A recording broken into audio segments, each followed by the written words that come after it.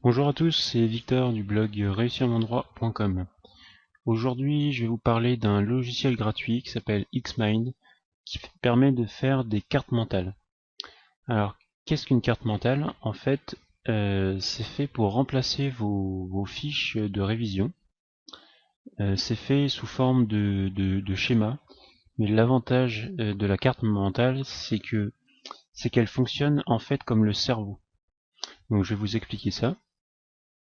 Donc déjà, pour le trouver, si vous fonctionnez avec un PC, de toute façon, je vais vous passer le lien juste en dessous de la vidéo, ça sera xmine.softonic.fr. Donc vous cliquez sur télécharger et vous allez vous retrouver avec une installation comme celle-là. Vous cliquez dessus. Donc je vais l'installer en même temps que vous. Parce que moi habituellement je fonctionne sur Mac, donc je l'ai déjà. Donc là on va l'installer sur Windows 7, on va voir ce que ça donne. Ok.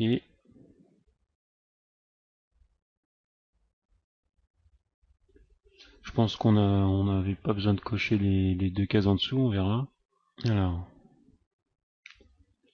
donc ça on n'en a pas besoin. Donc normalement il a créé une icône sur le bureau.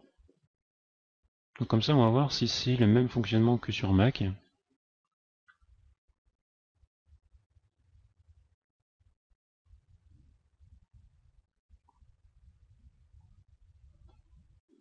Normalement on a un petit carré qui va s'afficher. Voilà. Ça vous en avez pas besoin. Donc à partir de maintenant vous l'avez installé. Donc je vous retrouve dans un instant dans une deuxième vidéo où je vais vous montrer un exemple de carte mentale que j'ai moi-même fait avec un plan de cours et un cours de sciences politiques. A tout de suite. Bonjour à tous, nous revoilà pour une deuxième partie consacrée au tutoriel Xmind. Donc on a téléchargé le dossier, on l'a installé. Donc maintenant je vais vous montrer comment ce logiciel fonctionne. Alors j'ai été récupérer un dossier sur mon Mac que j'ai fait il n'y a pas longtemps sur un cours de sciences politiques. Donc je vais vous montrer déjà à quoi ressemblait le cours. Donc c'est un cours basique, hein, vous voyez. On a une intro, des sections, des grands A, des grands B, bon, bah, tout ce qu'il y a de plus normal. Et avec ça, j'ai fait une carte mentale. Parce que je sais pas si vous c'est pareil, mais nous, nos professeurs nous demandent d'apprendre le plan. Alors, apprendre un plan comme ça, ligne après ligne, je sais pas pour vous, mais pour moi c'est quasiment impossible. Donc je vais vous montrer à quoi ressemble le plan. Donc Xpine va ouvrir le plan que j'ai fait. On va le mettre en grand.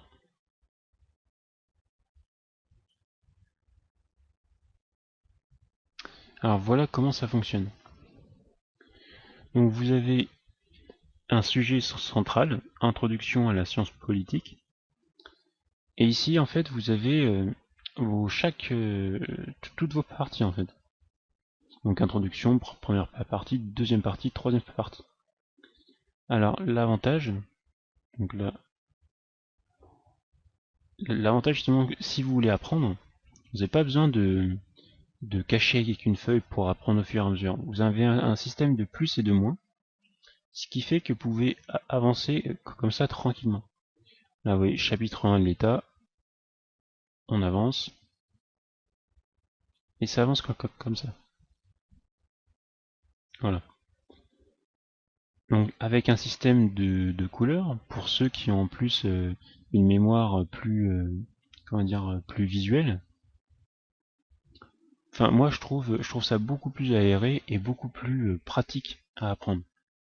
Donc ça c'est juste pour l'aspect plan.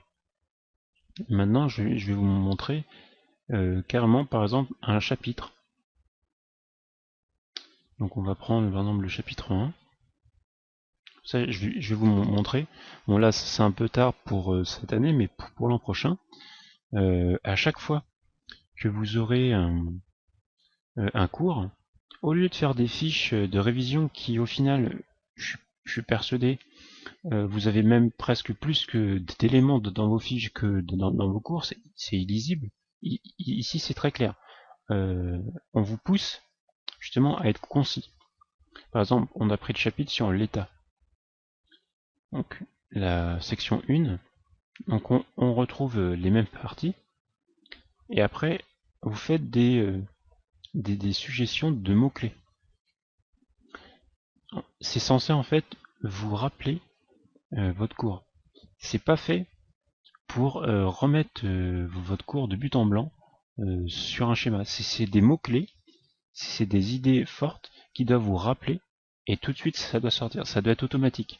Parce que quand vous allez être à l'examen, il va falloir vous souvenir de votre cours tout de suite. Et quand on a des sujets transversaux, c'est très utile. Parce que si vous vous souvenez en tête de votre plan, vous allez voir votre plan qui fait 3 pages, c'est impossible. Ou alors vous avez une grande mémoire, et à ce moment-là, félicitations, et j'ai rien besoin de vous apprendre. Donc, vous avez ça, et en fait, avec les couleurs, avec les mots-clés, vous allez vous en souvenir, vous allez visualiser votre schéma, et ça va être très facile pour vous. Vous allez vous souvenir que activité crise de l'état, oui, en effet, je le rappelle, c'était en vert, et vous allez vous rappeler forcément les mots-clés. Donc ça, c'est comment ça fonctionne. Comme ça, vous voyez un peu à quoi ça ressemble. Après, si ce type de schéma, ça vous plaît pas, vous en avez plein. Hein. Si vous avez des diagrammes, des arbres, bon, des tableaux, des arêtes de poissons, c'est comme vous voulez. Hein. Moi, j'ai quand même une préférence pour la carte, parce que c'est un peu le but. Le but de la carte mentale, justement, c'est que ça soit différent de ce qu'on vous a appris à l'école. C'est comment c'est organisé. Ça a été prouvé scientifiquement sur des gens qui ont travaillé sur la mémoire que ce type d'outil fonctionne comme votre cerveau. Donc forcément, vous allez apprendre plus vite. À titre d'exemple, on se demande souvent pourquoi, après bon, c'est une guerre, mais entre Mac et PC, pourquoi le Mac il est plus rapide, pourquoi il fonctionne mieux? Tout simplement parce que tous les éléments qui sont dans le Mac, ils ont été faits pour marcher ensemble. C'est juste ça. Alors que sur PC, c'est pas le cas du tout. Si bien que sur PC, on a des gens qui veulent avoir plus de vitesse, ils achètent plein de RAM, mais c'est pas compatible avec les autres composants, ce qui fait que leur ordinateur n'avance pas plus vite. Ici, c'est le même principe. Le principe, c'est que ça marche comme le cerveau, et vous allez demander à votre cerveau d'apprendre un maximum d'informations. Alors, il faut lui faciliter la tâche. Pardon. Donc, maintenant, je vais vous apprendre comment on fait. Parce qu'au début, j'ai eu un peu de mal, j'avais pas trouvé de tutoriel intéressant, donc j'ai eu un peu de mal au début. Donc on va prendre un nouveau document qui est ici. Vous avez un sujet central. Donc on va prendre un exemple. Non, mon sujet. Donc il suffit de taper, hein, vous n'avez pas besoin de cliquer, vous sélectionnez une fois. C'est mon sujet. Vous tapez sur Entrée. Voilà. Alors moi, ce que j'aime bien pour le sujet central, c'est mettre ce qu'on appelle... Alors si je trouve... Là je sais pas ce qu'il m'a fait là. Parce que c'est différent du Mac apparemment. Ah oui, en effet. C'est différent du Mac. Donc moi je veux une ellipse. Voilà. Donc après avec les couleurs en fait comme vous voulez. Moi souvent je le mets en noir, puis je le grandis un peu. Voilà, pour qu'il se voit bien avec de la couleur. Ah ça c'est d'accord.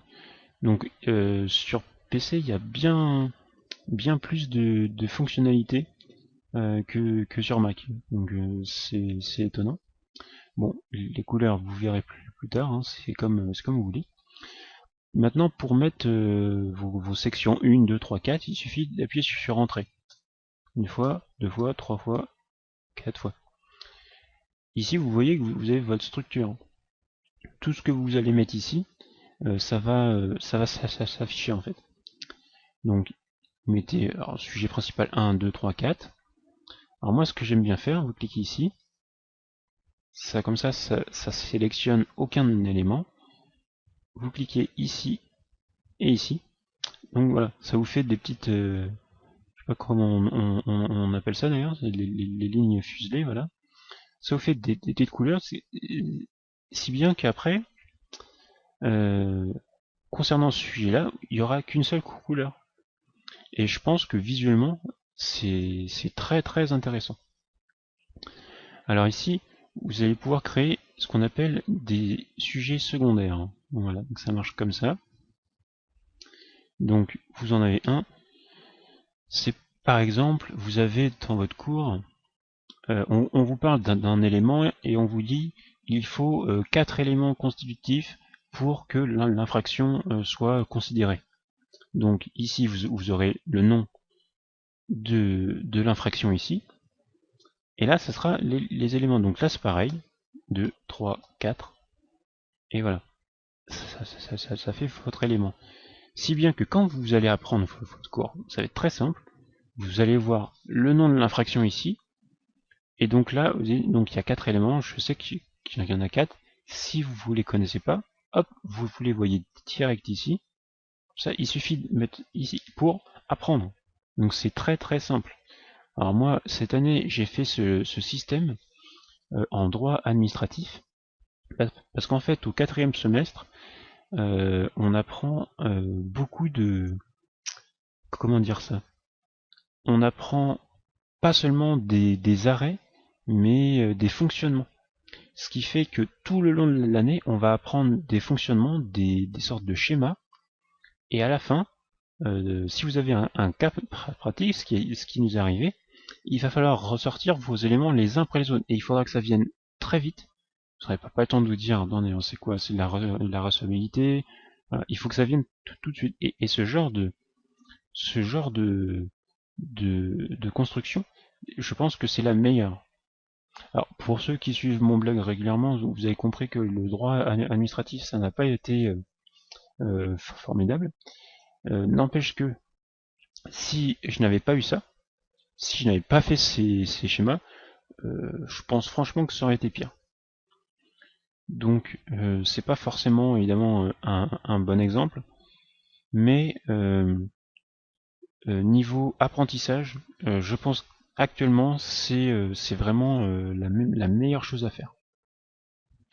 Donc vous pouvez faire pour vos plans, vous pouvez faire pour vos cours, vous pouvez faire aussi pour vos commentaires d'arrêt ou vos dissertations. Parce qu'on vous demande, si vous faites un travail à la maison, souvent, c'est de mettre vos idées sur une feuille. Et ça peut rapidement être le fouillis. Donc, c'est ce qu'on appelle en anglais, c'est le brainstorming. Alors, ça marche comment le brainstorming? C'est-à-dire que vous allez avoir votre sujet, par exemple là, c'est le sujet de votre dissertation. Et ici, vous allez mettre vos différentes idées et tout ce qui vous vient. Mais la différence avec une feuille, c'est que ça va être structuré. Et justement, toute l'année, vous allez apprendre, on va vous demander à être structuré. Donc, apprenez ça. Parce que c'est pas le jour de l'examen, vous n'aurez pas ce logiciel. Donc, ça va vous apprendre à classer vos idées, si bien qu'à l'examen final, a priori, vous serez bien meilleur que les autres. Ça marche aussi donc pour le commentaire. Si vous avez des idées, c'est pareil. Parce que moi, ça m'est arrivé aussi cette année. On a plein d'idées, on lit des articles de doctrine, on a plein d'éléments, mais au final, on sait plus trop où les mettre. Parce qu'on a une partie, à la fin, on se dit, bon, alors, cet élément, je le mets où? Et finalement, c'est un peu le chantier. Donc moi, si j'ai un conseil à vous donner, c'est ça. C'est simple à utiliser, vous voyez, c'est vraiment pas compliqué. Normalement, si vous le faites correctement, ça devrait vous aider. En tout cas, ça peut pas vous nuire. Ça c'est sûr. Donc, dites-moi d'ailleurs si vous utilisez ou si vous comptez le faire, si ça vous apporte quelque chose. Et essayez même, sans rien, faites un test.